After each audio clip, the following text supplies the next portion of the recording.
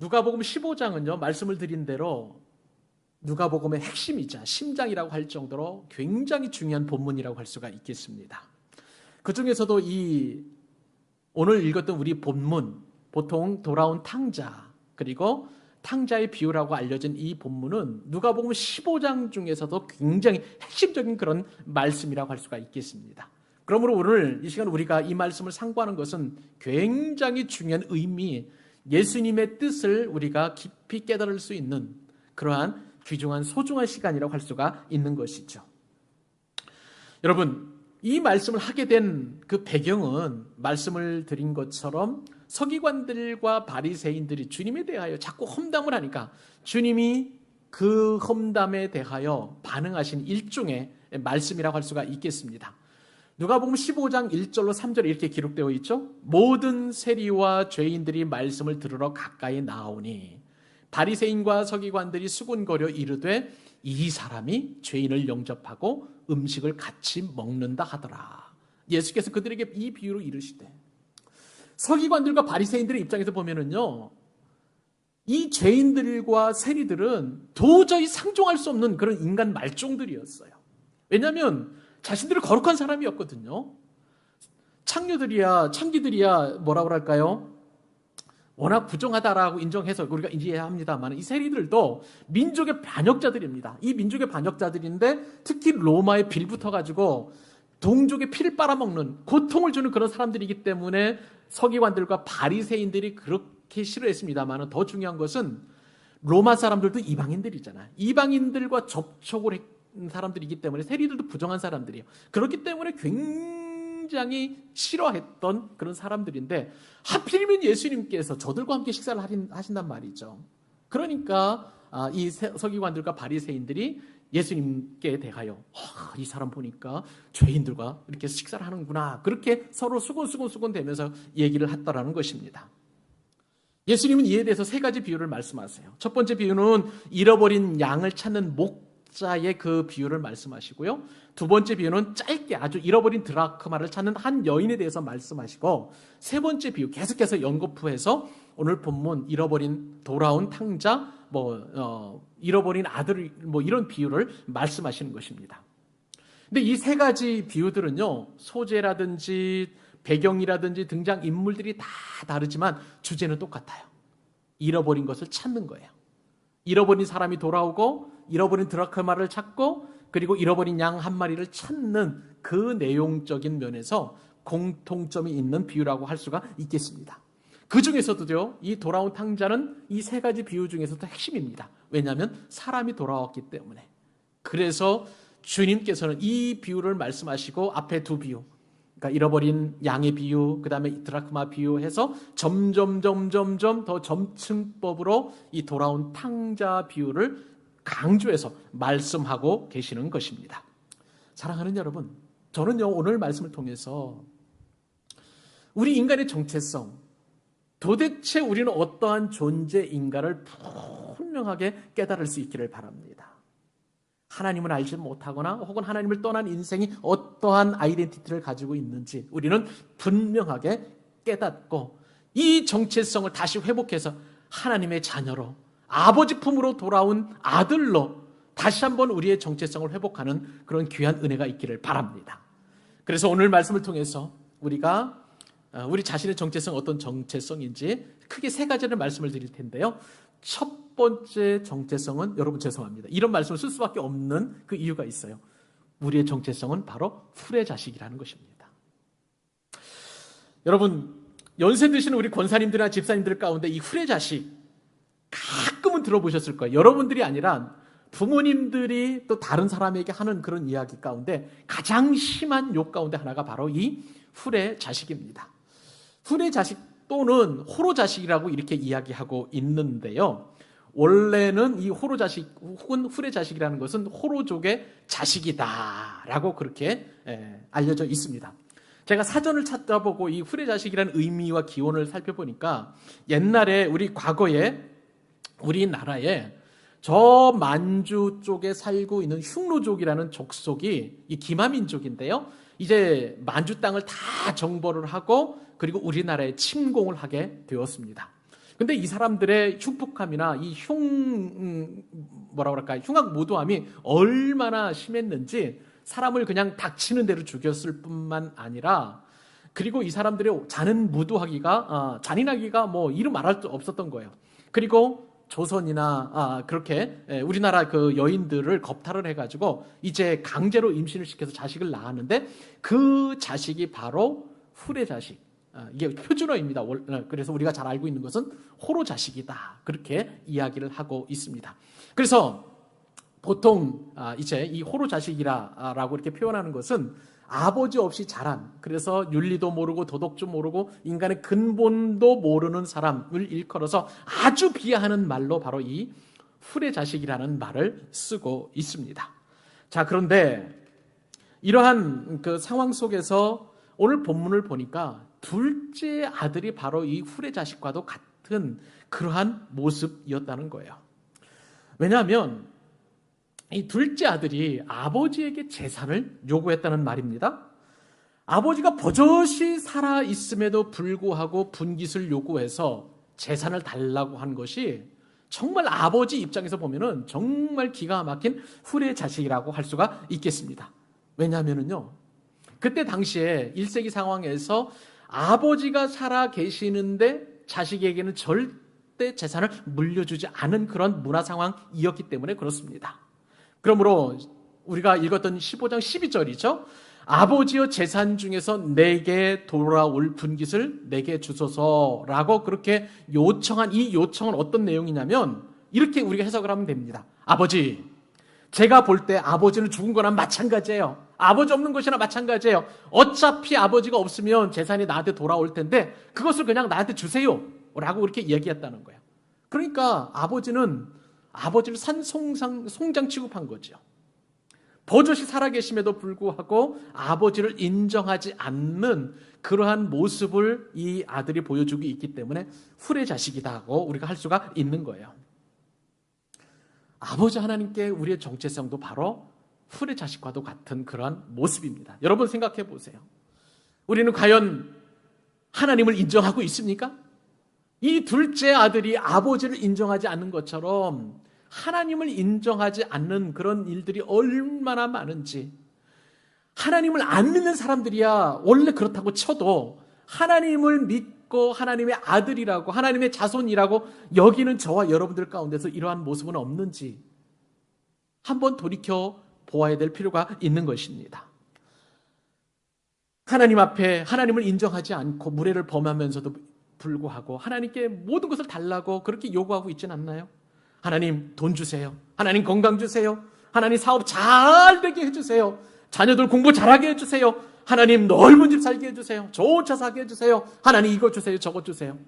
우리는 그 하나님에 대하여 하나님을 알지도 않은 상태에서 하나님께서 주시는 그 분깃, 그것에만 관심이 많아가지고 달라고 하니 어쩌면 우리는 후레 자식이라고 할 수가 있겠습니다. 둘째 아들의 모습을 보니까요, 이 후레 자식의 모습이 분명하게 나타나게 되는데 여러 가지 원인들이 있었더라고요.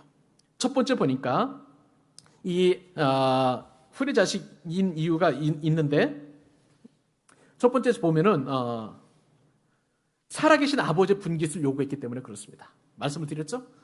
살아계신 아버지의 분깃을 요구했기 때문에, 분명히 아버지 버젓이 살아계심에도 불구하고 그 분깃을 요구했기 때문에 후레 자식이었습니다. 두 번째 이유는 재산을 처분하긴 했는데 그것을 현금화했기 때문에 그렇습니다. 여러분 12절 한번 같이 한번 읽어보십시다. 자, 12절 시작. 그 둘째가 아버지에게 말하되 아버지여 재산 중에서 내게 돌아올 분깃을 내게 주소서 하는지라. 여러분 이 말씀 가운데 분깃이라는 말씀을 잘 보실 수 있기를 바랍니다. 이 분깃이 뭐냐면 성경 말씀으로 헬라어로 메로스라는 그러한 단어를 쓰고 있는데요, 이것은 부동산이 아니에요. 천금을 말하는 것입니다. 결국 분깃을 달라는 것은 뭐냐면 내 몫에 현금을 달라는 거예요. 그 요구입니다. 근데 여러분 성경을 자세히 보시면 아시겠습니다만은 레위기서 25장 23절에 보면 토지는 누구의 것이냐면, 부동산 누구의 것이냐면 하나님의 것입니다. 레위기 25장 23절 이렇게 이야기하고 있어요. 토지를 영구히 팔지 말 것은 토지는 다 누구 것임이라? 내 것이다. 하나님 것이기 때문에 그렇습니다. 너희는 거류민이요 동거하는 자로서 나와 함께 있느니라. 율법에 따르면은요, 토지를 누군가 구입했다 할지라도 이 토지는 하나님의 것이기 때문에 희년이 되면, 그러니까 50년이 되면 원래의 주인은 하나님께서 그 토지를 나눠준 그 장본인을 말하는 거예요. 그래서 돌려주게 되어 있습니다. 그런데 이 말씀에 따르면 오늘 본문에 보니까 토지는 원래 하나님의 것이자 그리고 집안 대대로 계승되어 온 아버지의 것인데 이 분깃을 달라는 것은 그 부동산을 팔아가지고 현금으로 했다는 거예요.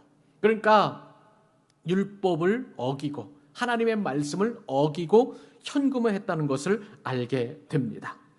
그리고 13절 말씀에 보면은 재물을 다 모아가지고 먼 나라로 갔다고 그랬어요. 그러니까 이 둘째 아들은 아버지가 준 이 분깃을 가지고 그냥 헐값에 넘겨버린 거예요, 부동산을.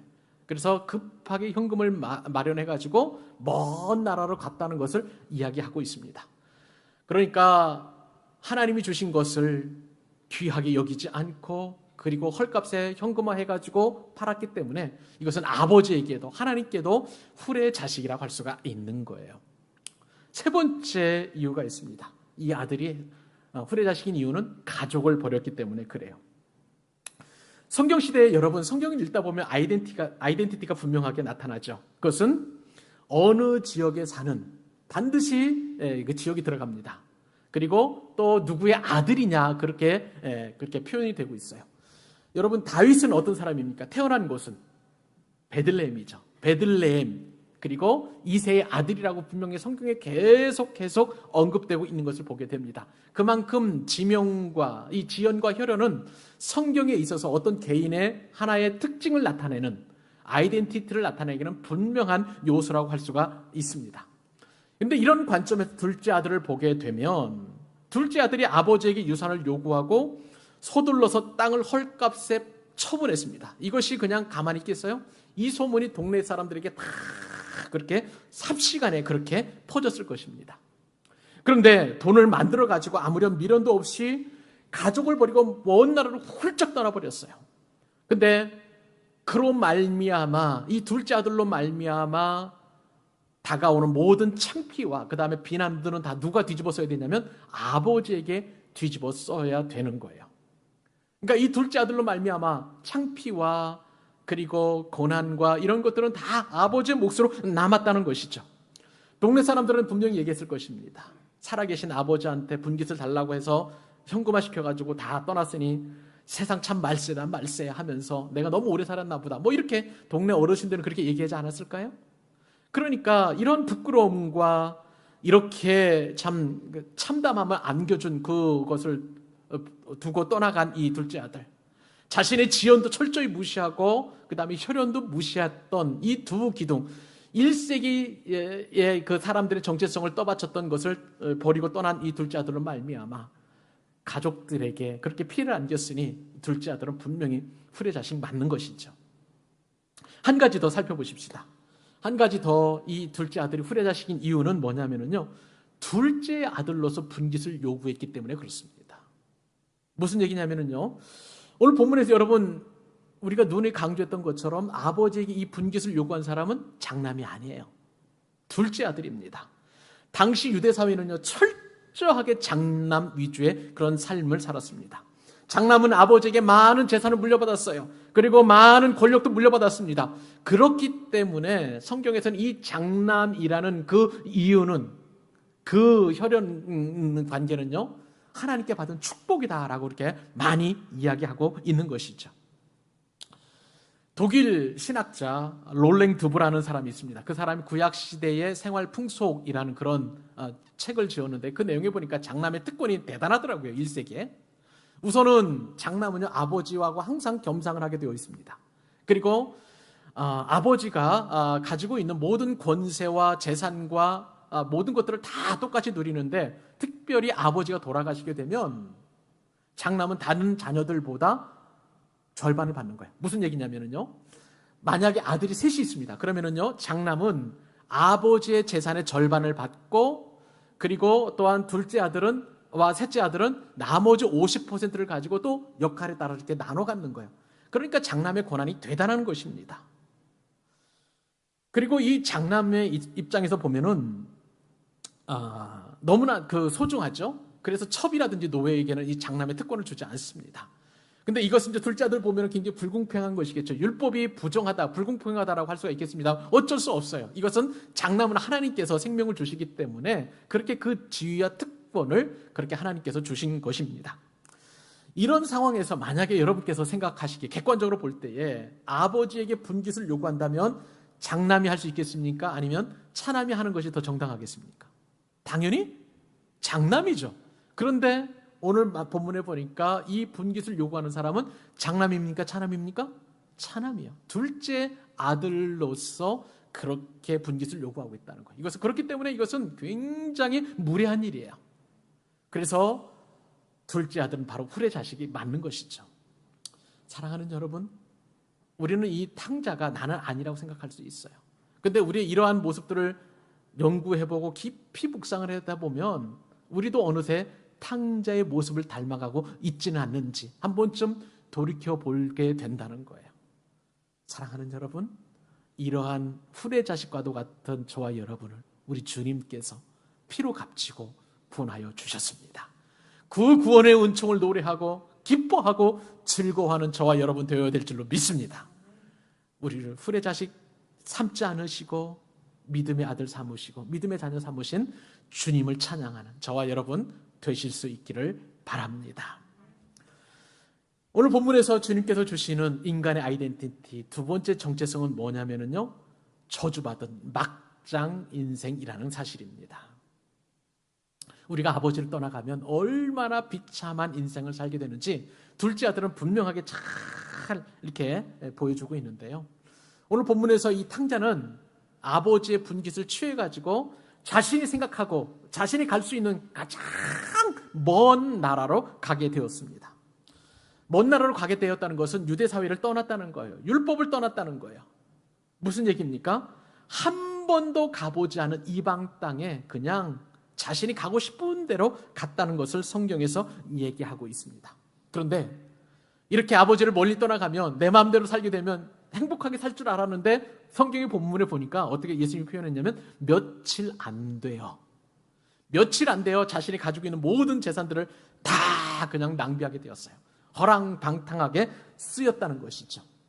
낭비하다라는 말을 제가 깊이 묵상을 해보니까 원래 낭비하다라는 것은 원래의 뜻은 곡식에서 여러분 키지라는 거 아시나요?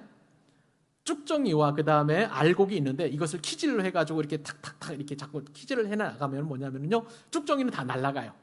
그죠? 그리고 나머지 알곡만 남습니다. 그때 날아가는 쭉정이 날아간다고 할 때에 그것이 바로 낭비하다는 거예요.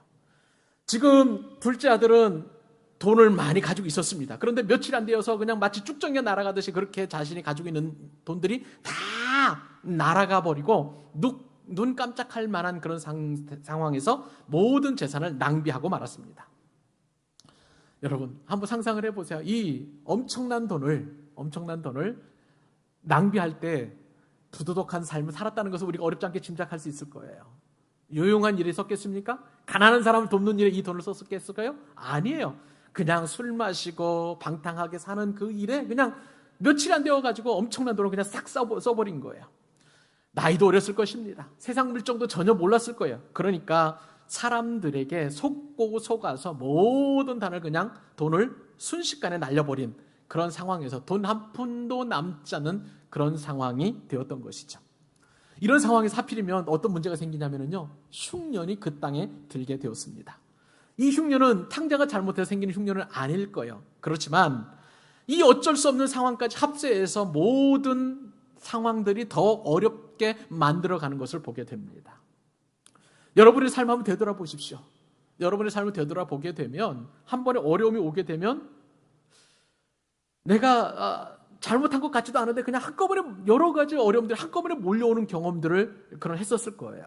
마치 우리의 삶도 이러한 삶이 있다는 것을 예견이라도 하듯 탕자는 그렇게 어려움을 겪게 되었습니다.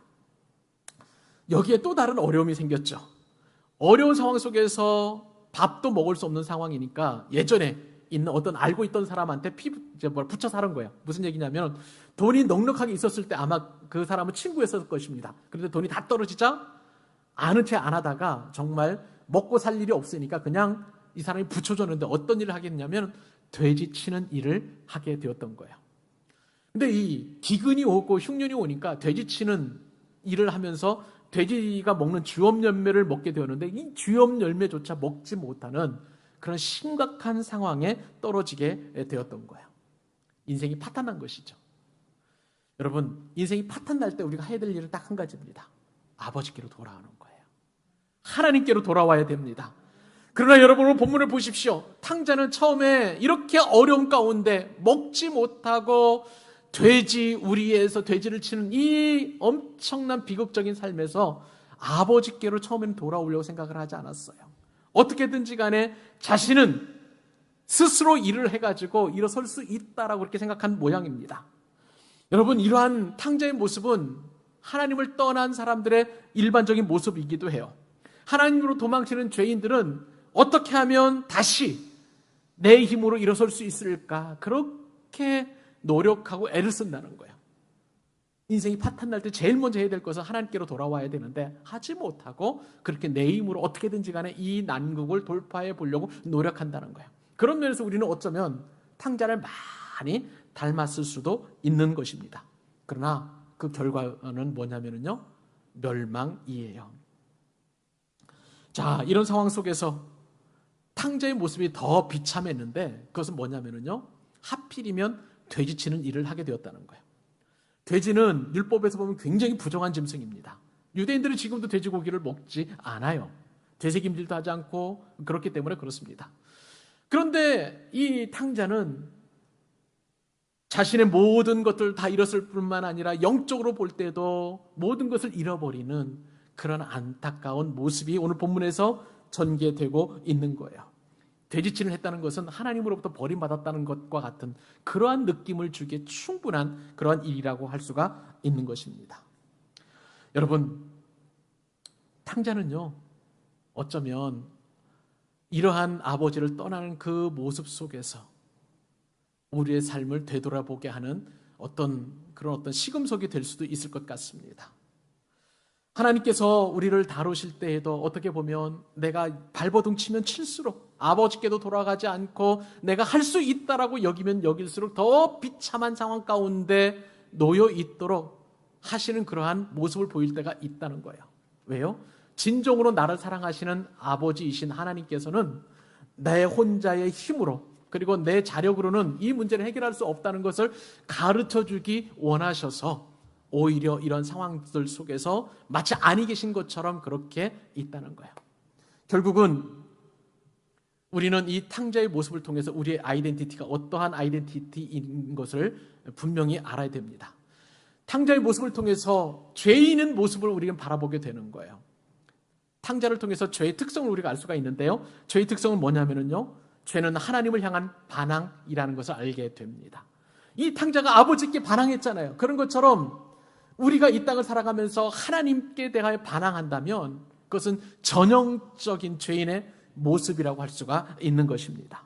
두 번째는 아들의 잘못된 행동이 아버지를 모욕하는 것처럼 하나님을 모욕한다면 그것은 분명히 죄라는 거예요. 우리는 하나님 아버지께 찬양하기 위해 지음받은 그러한 창조물입니다. 하나님은 우리를 당신의 이름을 찬양하기 위해 우리를 창조하신 거예요. 이것은 분명히 성경에서 우리에게 말씀해 주시는 약속이었습니다. 그러나 그럼에도 불구하고 하나님께 영광과 찬송과 존귀와 능력을 드리기에 합당한 그런 존재임에도 불구하고 오히려 하나님께 영광을 돌리기보다 그의 이름을 망령되이 일컬었다면 이것은 바로 우리가 탕자라는 그런 사실인 것입니다. 세 번째는요, 이 죄의 특성은 뭐냐면 아들이 고의적으로 아버지와의 관계를 깨뜨리고 집을 나간 것처럼 하나님과의 관계가 어그러지고 하나님을 떠난다면 이것이 분명한 죄의 모습이라는 것이죠.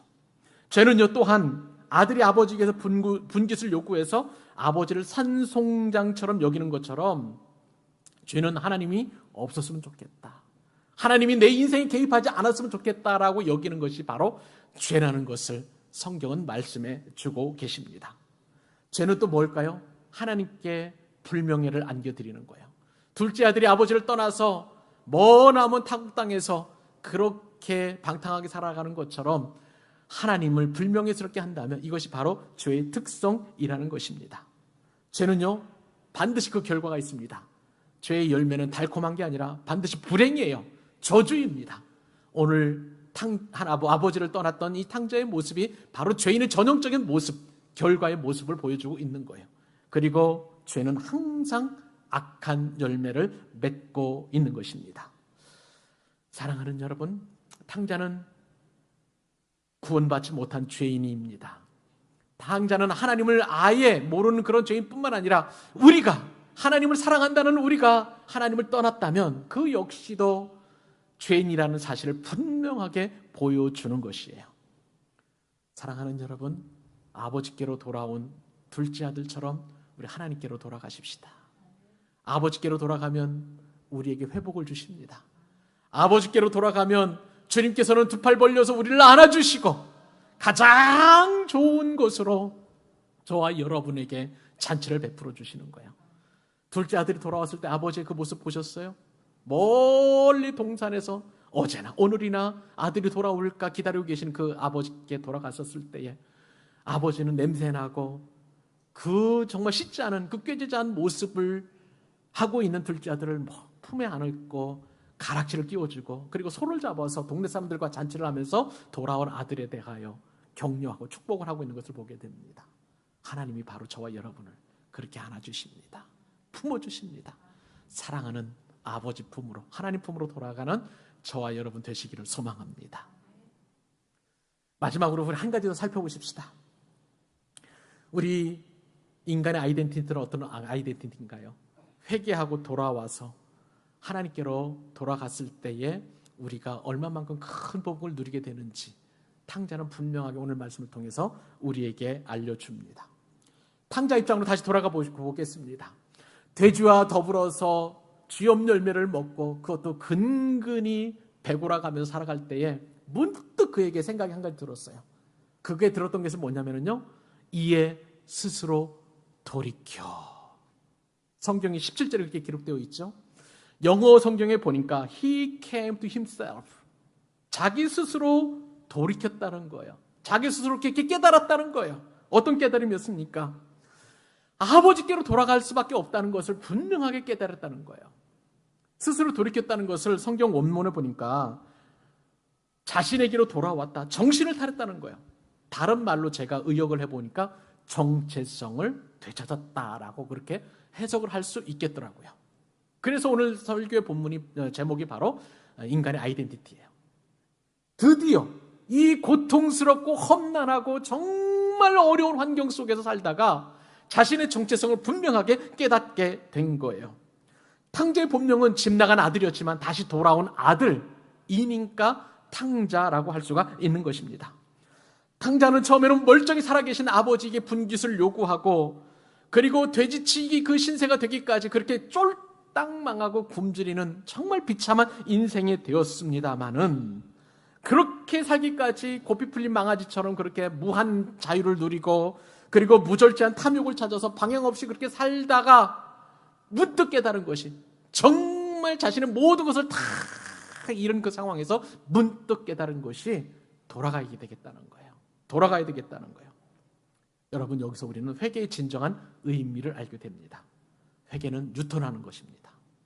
지금까지 가는 길에서 180도 돌아서 반대로 돌아가는 것이 바로 진정한 회개인 것입니다. 여러분, 우리는 하나님을 떠나게 되면 내 마음대로 살게 돼요. 내 뜻대로 살게 돼요. 마치 탕자처럼 그렇게 살게 되는 것입니다. 그러나 우리는 반드시 하나님께로 돌아가는 인생이 되어야 되는 것입니다. 이것이 저와 여러분의 정체성인 줄로 믿습니다. 여러분, 정신을 차리고 하나님 아버지께로 돌아가는 이 탕자에게 어떤 일이 일어나게 될까요? 20절 말씀 같이 한번 읽어볼까요? 20절 말씀 가운데 자 읽어보겠습니다. 시작. 이에 일어나서 아버지께로 돌아가니라. 회개할 때는 그냥 하는 게 아닙니다. 11절 말씀에 우리가 읽었다는 것은 17절 말씀에 이에 스스로 돌이켰다 하고 20절 말씀을 보니까 이에 일어나서 아버지께로 돌아가니라. 회개는요 그냥 감정이 아니에요. 내가 잘못했다라고 후회하는 게 아닙니다. 그냥 그 자리에서 머물러서 슬퍼하는 게 아니에요. 반드시 일어나서 돌아가는 것이 참된 회개인 줄로 믿습니다. 여러분, 가룟 유다 우리가 살펴보았잖아요.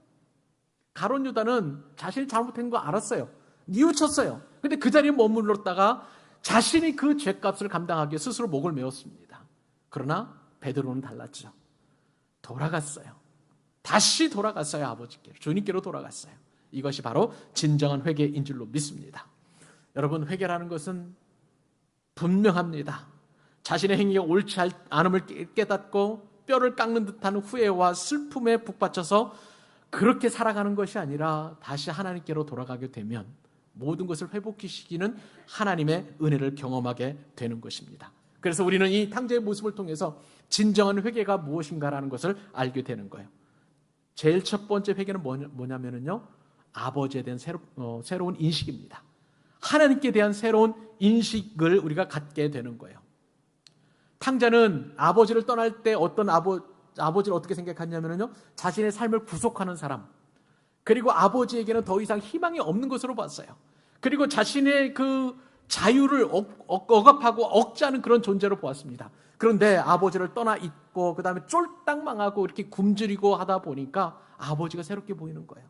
아버지 품에 있을 때가 가장 안전하다는 것을 그제서야 깨닫게 된 거예요. 사랑하는 여러분, 여러분이 인식하는 하나님은 어떤 분이십니까? 하나님은 아버지이십니다. 저와 여러분을 안온하게 품어주시고 보호하시고, 그리고 머리털 하나도, 우리의 마음의 중심까지도 알고 계시고, 우리를 처음부터 끝까지 인도해 가시는 알파와 오메가 되시는 분이신 줄로 믿습니다. 그 아버지를 새롭게 인식하는 것, 그것이 바로 회개의 첫 출발점인 것이죠. 회개는 또한 무엇입니까? 자기를 발견하는 거예요. 내가 아버지 안에 있을 때는 이러한 은혜를 다 모릅니다. 그런데 아버지를 떠나보니까 나는 그 아버지 안에 있었을 때가 가장 행복했다는 것을 아는 거예요. 아버지를 떠나면 다 잃어버리는 거예요. 재산도 잃고 건강도 잃고 소유도 잃고 친구도 잃고, 그리고 내게 돌아온 것은 가난과 궁핍함과 어려움과 핍절함 뿐이었어요. 냄새나는 돼지 우리 안에서 그렇게 살아가는 것뿐이었습니다. 비참한 삶이었어요. 이것을 깨닫는 것이 바로 또한 진정한 회개인 줄로 믿습니다. 하나님을 알고 나를 하는 것, 이것이 바로 회개의 단계인 것입니다. 회개는 또한 무엇입니까? 통회하는 심령인 것입니다. 탕자가 아버지께 돌아가기 전에 이렇게 딱 결심한 다음에 이렇게 고백을 했습니다. 어떻게 고백을 했을까요? 18절 같이 한번 읽어볼까요? 자, 읽겠습니다. 시작. 내가 일어나 아버지께 가서 이르기를, 아버지, 내가 하늘과 아버지께 죄를 지었사오니. 여러분, 탕자가 아버지를 만났습니다. 멀리서 달려오는, 걸어오는, 초라하게 걸어오는 그러한 탕자를 아버지는 두 팔 벌려서 뛰어가면서 아들을 안았어요. 그때의 아들이 하는 말이 뭐예요? 바로 이거예요. 아버지, 내가 하늘과 아버지께 죄를 지었습니다. 하늘은요, 이 탕자는 분명하게 알았습니다. 자기가 아버지께만 죄를 지은 것이 아니라 하늘께 죄를 지었다. 하늘이라는 것은 하나님의 완곡한 표현이에요. 그때 당시 유대인들은 하나님이라는 말을, 야훼라는 말을 쉽게 쓸 수 없었어요. 왜냐하면 너무나 거룩했기 때문에 혹시라도 내가 여호와의 이름을 망령되이 읽을 것이 아닌가라고 생각을 해서 성경에서는 그냥 여호와라고 쓰고 그냥 아도나이라고 그렇게 읽었습니다. 그러니까 하나님의 이름을 함부로 부르지 못했어요. 그러니까 하늘과 아버지께, 하나님께 죄를 지었다고 분명하게 얘기하고 있는 거예요. 즉 회개라는 것은 무엇입니까? 하나님께 통회하는 마음을 갖는 거예요. 하나님, 제가 잘못했어요. 하나님, 제가 아버지를 떠났습니다. 이것이 너무나 비참했습니다. 이것이 너무나 큰 하나님 앞에 죄입니다라고 통회하는 게 바로 회개인 것을 믿으시기 바랍니다. 회개의 또 다른 단계는 뭔지 아세요? 내가 은혜 받을 자격이 없다는 것을 깨닫는 거예요. 탕자는 아버지를 만나자마자 자신을 아들이 아닌 품꾼의 하나로 받아달라고 그렇게 요청했습니다. 19절 말씀 제가 읽어드리죠. 지금부터는 아버지의 아들이라 일컬음을 감당하지 못하겠나이다. 나를 품꾼의 하나로 보소서 하고. 여러분, 이 탕자의 고백이 참 좋은 고백인데 뭐냐면요, 나는 아버지께 어떠한 호의도 받을 존재가 아니라고 그렇게 인정했다는 거예요. 참 잘했습니다. 여러분, 회개는 뭐냐면요, 나는 하나님께 어떠한 호의나 어떤 은혜도 받을 만한 아무런 자격이 없다는 것을 인정하는 것입니다. 이것이 바로 참된 회개인 거예요. 그렇게 되면은요, 하나님께서 내게 그 어떤 것을 안 주시더라도 하나님 한 분만으로 만족할 수 있는 거예요. 사랑하는 여러분, 참된 회개를 저와 여러분 같이 누리실 수 있기를 바랍니다. 그리고 마지막 참된 회개의 단계는 뭐냐면요, 자기 잘못에 대한 책임을 기꺼이 지는 것이 회개의 마지막 단계입니다. 아버지 집에 돌아왔었을 때 탕자는 기꺼이 품꾼이 되기로 결심을 했습니다. 여러분, 1세기 사회를 보면은 그때 당시에는요, 청지기가 있었어요. 청지기는 또한 청지기 밑에 하인들을 두고 이 청지기와 하인들을 주인이 그 집에서 살아가게 했었습니다. 그런데 이 품꾼은 뭐냐면요, 이 청지기와 하인보다도 못한 존재였어요. 왜냐하면 청지기와 하인들은 주인의 집에서 먹고 자고 자손들이 살 수 있는 그런 환경들이 다 만들어줬어요. 생활 기반을 주인이 다 만들어줬어요. 그런데 품꾼은 뭐냐면은 주인의 그 보호를 받지 못하는 사람들이었습니다. 그러니까 하루하루 내가 벌어가지고 열심히 일을 해야만 내 가족들이, 내 아내와 자식들이 그 벌어온 돈으로 식사를 할 수 있는 거예요. 품꾼은 누구의 보호도 받을 수 없는 그런 존재였습니다. 지금 둘째 아들은 탕자 어떻게 고백하냐면, 나는 청지기 아니에요. 나는 하인도 아니에요. 나를 품꾼의 하나로 받아주옵소서. 왜냐하면 나는 아버지의 재산을 탕진한 아들이기 때문에 그렇습니다. 참된 회개는 바로 이런 것입니다. 내가 지은 죄에 대해 기꺼이 책임을 지는 것이 참된 그런 회개라고 할 수가 있겠습니다. 사랑하는 여러분, 우리에게는 자유가 주어졌어요. 하나님께서는, 우리를 사랑하시는 하나님께서는 어떤 자유를 주셨습니까? 심지어는 아버지를 떠나고 하나님을 떠날 수 있는 자유까지도 주었습니다. 여기까지는 내가 그 자유를 선택할 수 있어요. 내가 하나님 품에 있을 자유를 선택할 수도 있고 하나님의 품을 떠날 수 있는 자유도 선택할 수가 있습니다. 그러나 분명한 것은 그 자유에 대한 분명한 책임을 내가 져야 된다는 사실이에요. 그러므로 여러분, 우리는 현명한 사람들입니다. 지혜로운 사람들입니다. 하나님을 떠나서 하나님 내 인생에 개입하지 마십시오. 나는 내 뜻과 내 의지대로 살겠습니다 하는 그 자유를 선택하고 비참한 인생으로 우리가 결론을 맺을 것입니까? 아니면 하나님 품으로 돌아와서, 아니 하나님을 떠나지 아니하고 하나님이 주시는 모든 은혜 안에서 살기를 원하시는 것입니까? 저와 여러분의 결론은 분명합니다. 하나님을 떠나지 말아야 하는 것입니다. 설령 하나님을 떠났다 할지라도 오늘 주신 말씀과도 같이 내 모습 가운데 탕자의 모습이 있다면 여러분, 하나님이 어떤 분이신가를 새롭게 인식하실 수 있기를 바랍니다. 그리고 내 자신의 모습을 분명하게 볼 수 있기를 바랍니다. 더불어서 하나님 앞에 통행하실 수 있기를 바라요.